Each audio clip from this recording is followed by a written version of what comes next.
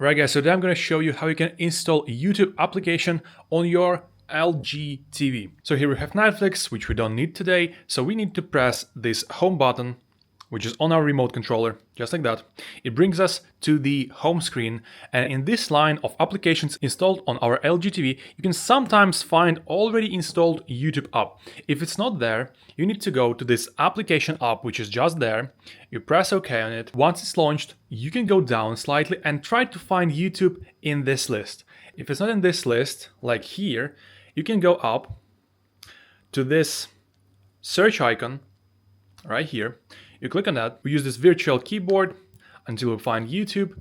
There it is. Now here in this new app line, these are the apps that are installed or uninstalled or are waiting for an update on our LG TV. So we located it with our remote controller and then press OK. Now because it is already installed on my LG TV, it just opens YouTube. But if it's not installed on your TV, it will ask if you want to install the app, and you just press OK and it starts the installation. After it's done, it will just open YouTube, so you can use YouTube on your LG TV. If you found this video useful, please consider liking this video and subscribing to the channel.